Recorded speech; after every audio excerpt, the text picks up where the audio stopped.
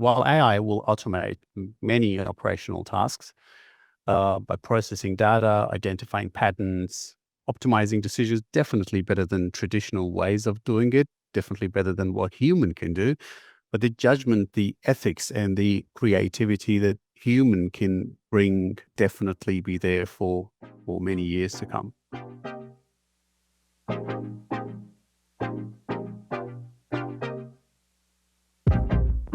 Thank you, Elton and Ben. I have two of you with me today on the podcast, so thank you for both of your time. Pleasure. I might start with you, Ben. I'm going to get both of you just to do a bit of an introduction about yourself.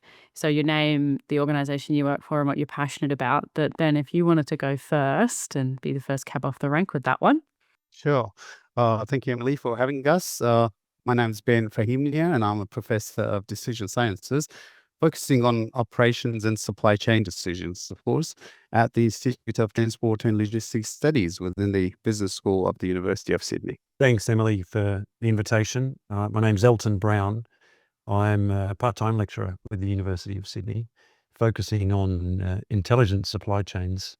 I'm also a consultant and advisor for medium and large enterprise in Asia Pacific on improving supply chain operations and technology, and a father of children and also a new puppy. So you both kind of mentioned that you are involved with the Institute of Transport and Logistics Studies at the University of Sydney, or ITLS. I'm always really interested in how people get involved with ITLS in transport more broadly, and then also interested in what they think makes ITLS unique as an organization. So maybe Elton, I'll chuck that one to you first.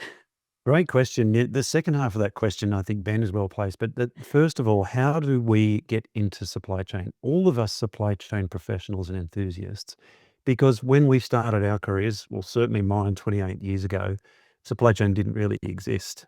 There was this thing called logistics, and there happened to be warehousing and procurement and operations.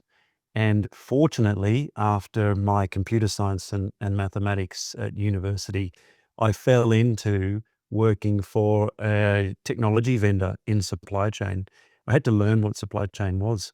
And then I quickly discovered that actually it's problem solving every single day, complex problems. And I'd grown up doing that.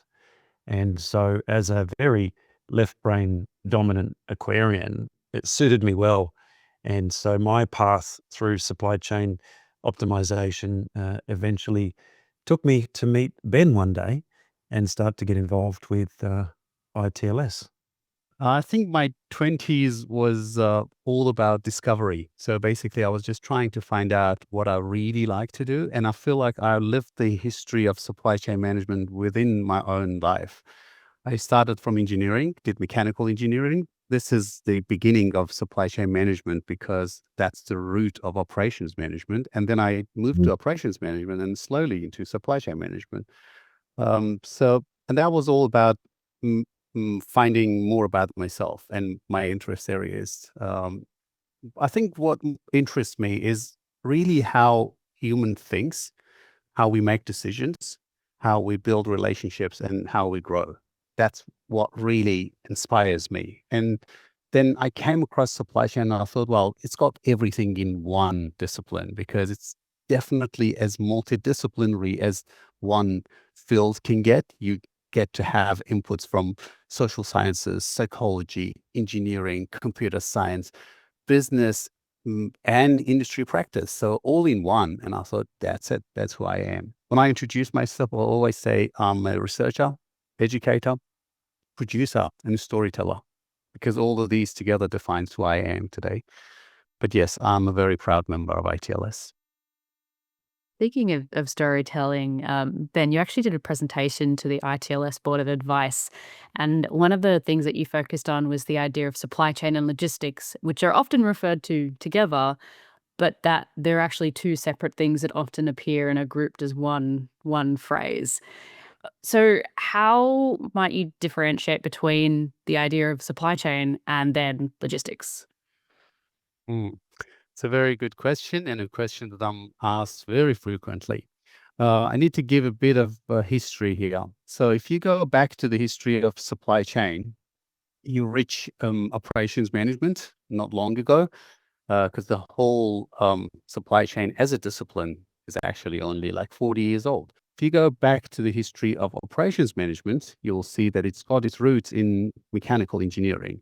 So it was in 1800s, mid 1800s, the early days of industry revolution, that mechanical technicians started to realize that the technical production manufacturing elements need to be separated from the operational and managerial aspects of the business.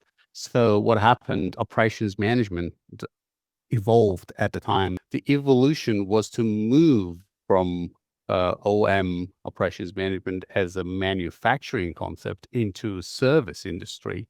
So then other forms of operations started to be shaped. So basically locational, it could be just an item is worth $1 in China. You just change the location in Sydney and it's worth all of a sudden $6. So by just changing the location, adding value, that's an operation, it's a service. So it could be a form of exchange. That's what retailers do. It could be a form of physiological operations. That's what a GP does. That's what a surgeon does.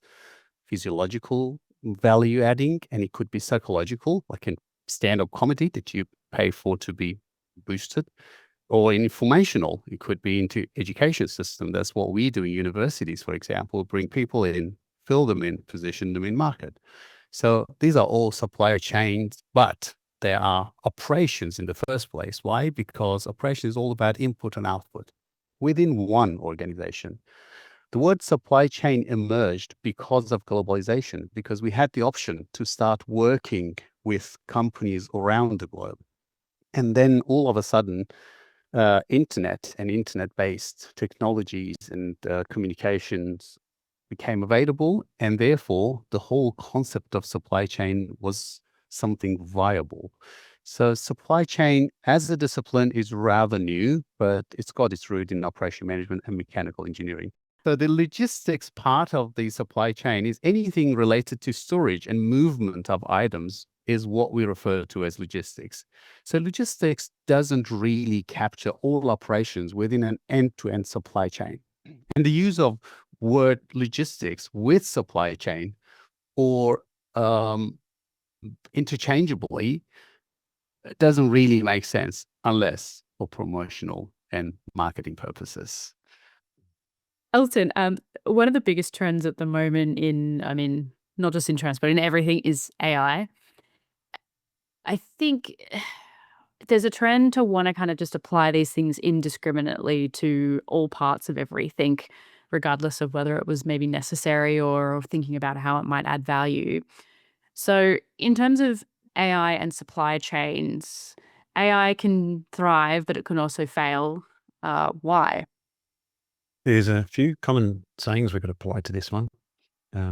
First of all, if we think about the maturity process that applies to many things in life and business, or the concept of crawl, walk, run, or crawl, walk, run, jump, fly, the extended version, then sometimes we try to reach too far without taking the necessary steps first.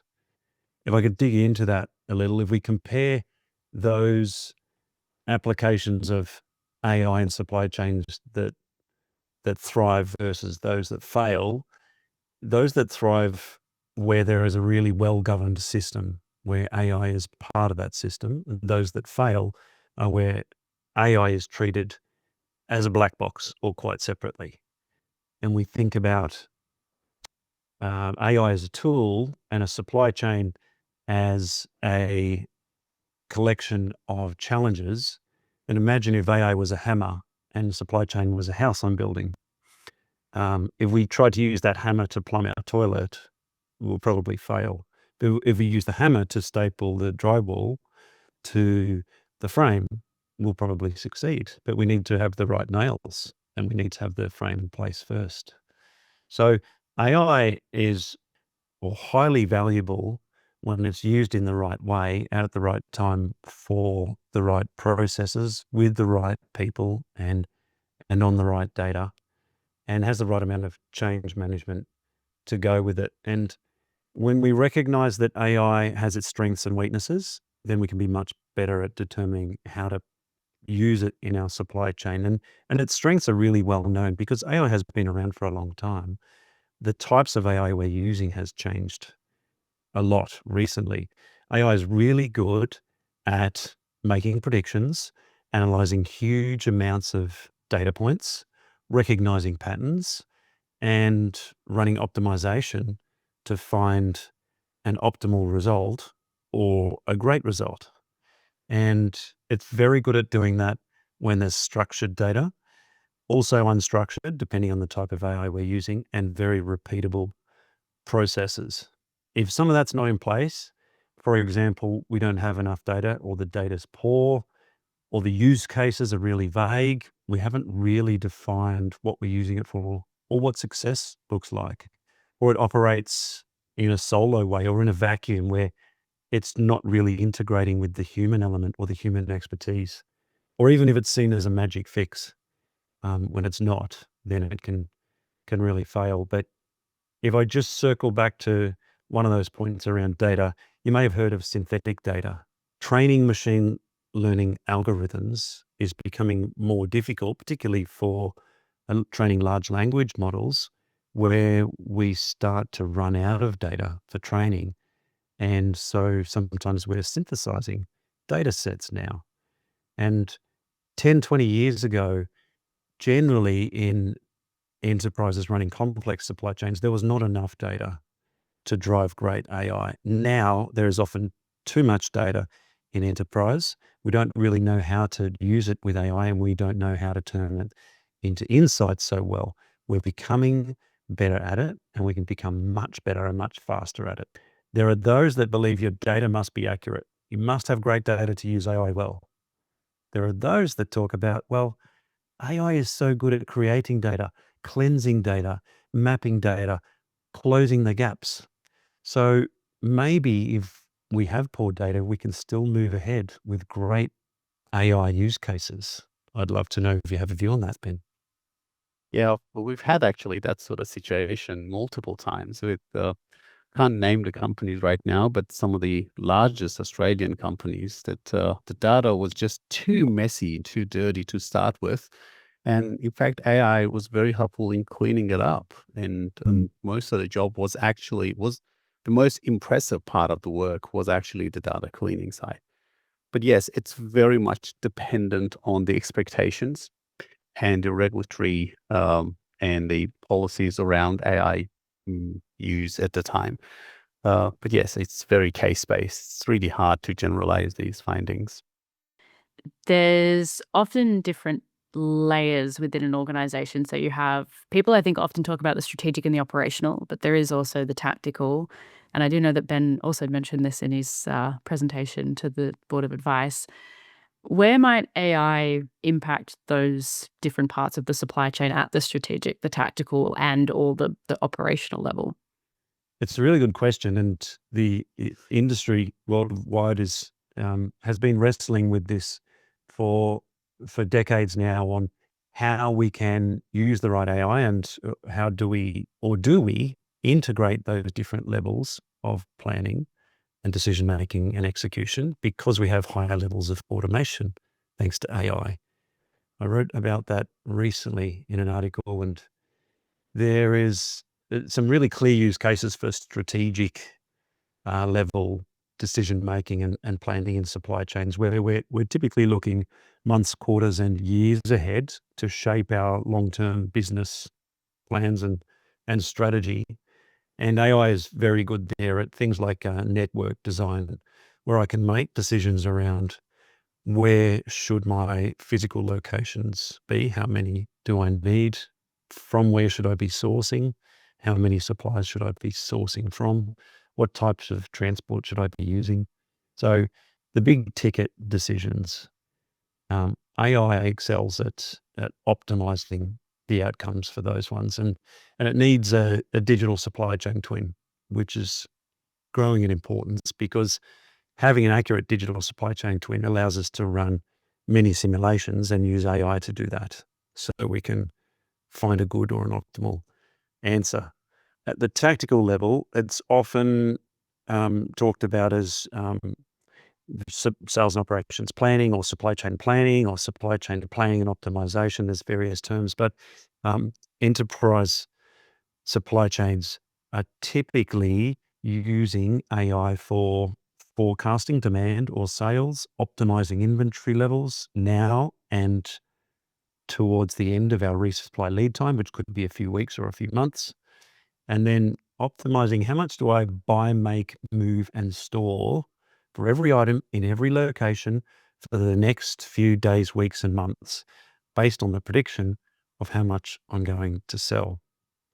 And AI has been doing this for a long time, and it's very good at it, particularly with machine learning algorithms, where we can make predictions based on large historical data sets. And then the operational level is probably the level where most people are familiar with AI, because they're aware of automated warehousing technologies, or driverless cars, or autonomous guided vehicles inside warehouses. And so those decisions for the operational or executional level are generally real-time decisions. They need real-time data or near real-time. So they're relying on Internet of Things and sensors to deliver that in a connected network of data. And they can also do things like reroute delivery trucks, optimize the batching of products, pull forward orders to fill space in containers before they exit it. And so the impacts of AI on traffic, on wastage of space, on reducing CO2 emissions, reducing port delays, is huge.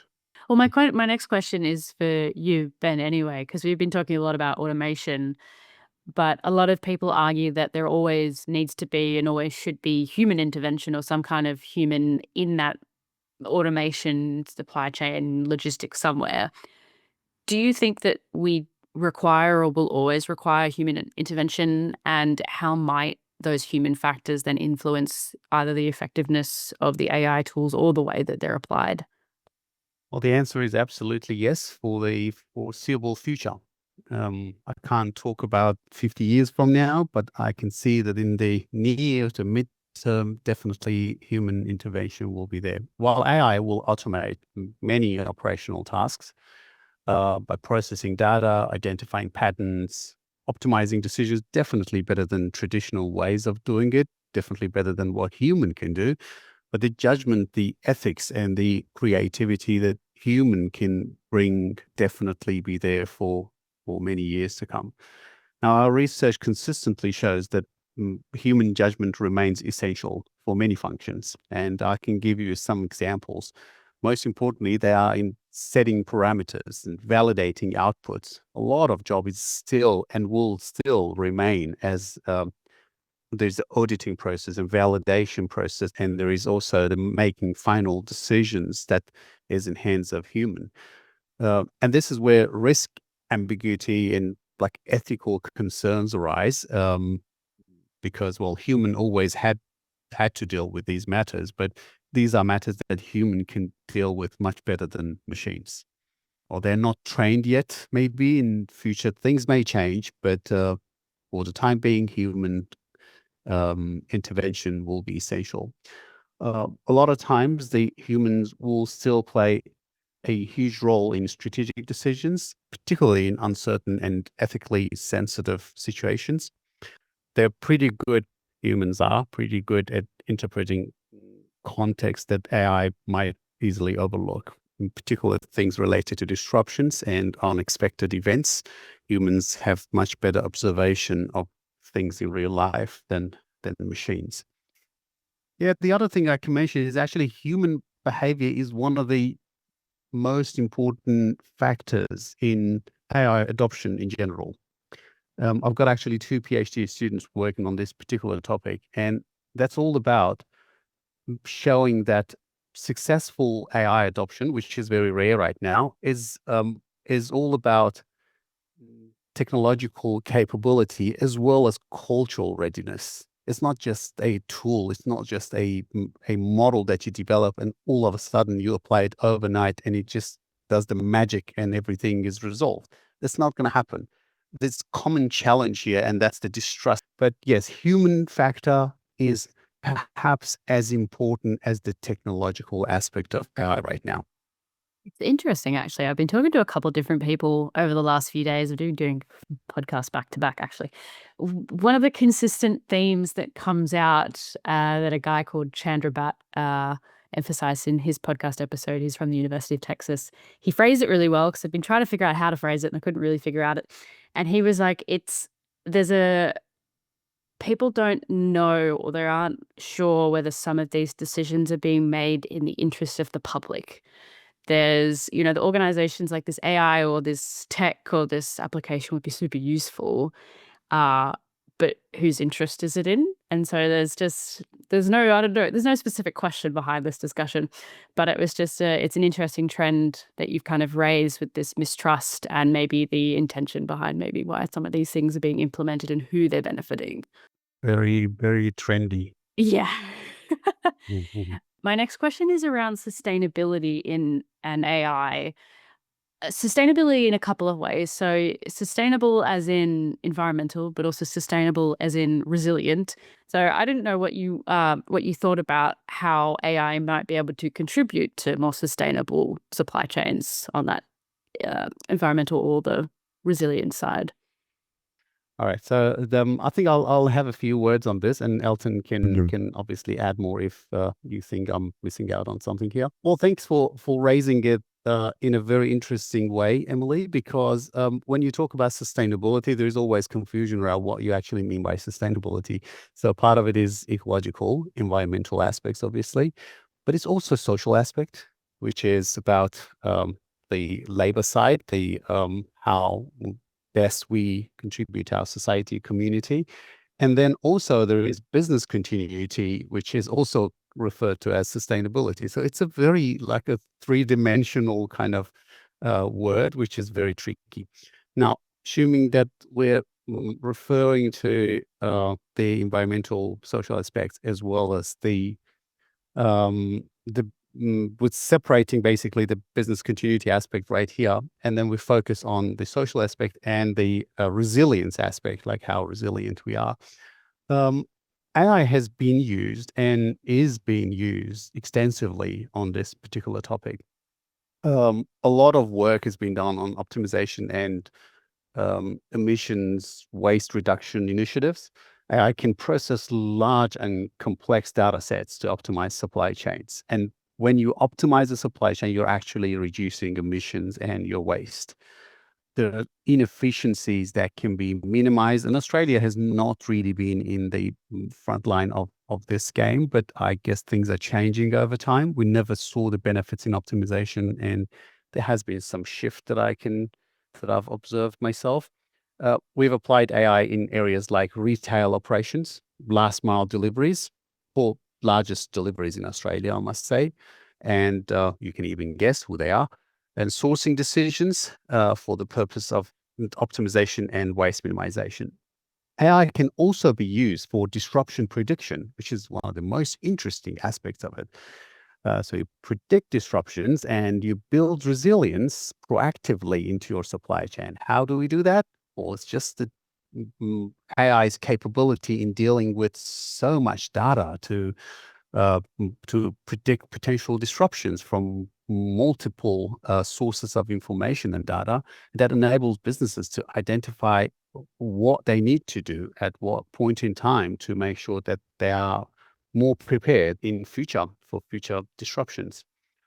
The other application is very, very common one right now is a scenario-based planning and investment kind of decisions. AI models can simulate different scenarios. I'm talking about thousands of scenarios that to test how supply chains will perform in different circumstances. It's quite complicated because you're talking about thousands of scenarios and thousands of alternatives to be compared. And so you would better understand what strategy would work in most situations. And then what if those other situations occur? We used to do this manually in high school, and then computers came around. So we started just making optimization models. And my PhD was actually very relevant to this topic using AI, basic AIs at the time, talking about 11 years ago, basic AIs, but today you can do the same thing. If I look at my own PhD, I feel like, oh, this is too childish. So today we're too advanced compared to 11 years ago. Yeah, I absolutely agree, Ben. And just a couple of quick case studies to add. The sustainability element around ensuring continuity of business, which at its core means the business needs to be able to continue to operate profitably and in the face of disruption or interruption or major change. When we use AI to anticipate disruptions or make decisions when a disruption occurs, then AI can make the decisions much faster and therefore compete much better with its competitors that don't use AI. And the other case study that a lot of my clients are using is some AI software that actually optimizes a network design for CO2 outputs. Before, a few years ago, they would be running optimizations to answer questions like, well, I need to close down this warehouse now. Should I supply all of my customers from existing warehouses? Should I open a new one? And if so, where should I open it? Which transport mode should I use? Running an optimization to answer those based on fastest delivery time or lowest delivery cost. There's generally two scenarios that are compared. Nowadays, we're also looking at, well, what about lower CO2 emission? Or what about running two simulations based on lowest cost or fastest delivery, but both of those have a maximum CO2 output based on targets that have been agreed through standards and reporting. So AI can make those kind of optimizations in minutes or seconds. It's just, it's not always about being faster, but it's also being more accurate, right? So I'm just adding more as well, that it's just also how you want to deal with so much data. In the past, old days, like 20 years ago, I remember when we talked about optimization, you were talking about hundreds of variables and things that even Excel sheets can handle today. And then over time, we moved on to more complex optimization models and more complex simulation models with thousands and sometimes millions of variables. And we were so proud of solving those problems. But now when you talk about this level of analysis, scenario-based analysis, you're talking about tens of millions and billions of variables and scenarios. So it's just huge amount of processing, data processing in a fraction of a minute. This next question, I didn't have a specific person that I was going to be thrown to first, but it's about balancing tech and ethics. How should companies address the ethical considerations in supply chain operations with the inclusion of this emerging technology? I didn't know, Ben, if you wanted to go first. I think one of the primary issues in today's data-driven supply chains is actually issues related to who should have access to what. So access issue is a big deal. In the years ahead, I can see that we can definitely witness clearer policies around data privacy, issues related to security consent, and ensuring supply chain data is handled responsibly, because that's one of the issues that we failed in the past in AI applications, because, well, people couldn't trust the system and give access to data to other partners. So algorithmic bias is another issue. There's a saying that AI systems are only as fair as the data that they are trained on, right? So companies must regularly audit AI outcomes. There is no other solution around this. So right now, the only way to make sure that the results and the outcomes of data models are legitimate, you need to regularly audit AI outcomes. You need to involve diverse stakeholders in AI governance. I think that really matters, not to centralize the process into the hands of specific organizations, to give too much authority to one or two organization in the process, and establish just transparent decision-making processes to make sure what data you need to have access to make your decisions. You don't want too much data, and you don't want a lack of data in any decision. I agree, Ben, and I'd add that human oversight of AI usage has been in place for various reasons, such as trust or lack of understanding, or maybe the lack of willingness to relinquish control in decision making and other human factors. And as we become more aware that bias exists, particularly as we use generative AI more, I believe the importance of human oversight will remain. And as we become more trusting in AI and AI becomes more explainable, we need to still have this oversight while bias exists. Well, I should also say that a lot of these solutions to these problems could actually be in hands of blockchain applications in future.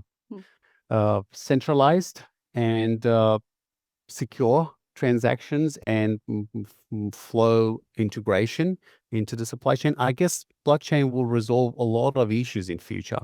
I'm so glad you said that, because my next question is totally around looking ahead, emerging technologies and how you see them having significant impacts on supply chain or logistics. I've said in the next 5 years, but in the next 10 years as well, whatever horizons you feel are appropriate. So Ben, you reckon it's going to be blockchain? Already gave my answer. Yes, integration of AI with blockchain, I think, is that is all for secure and transparent transactions and information sharing.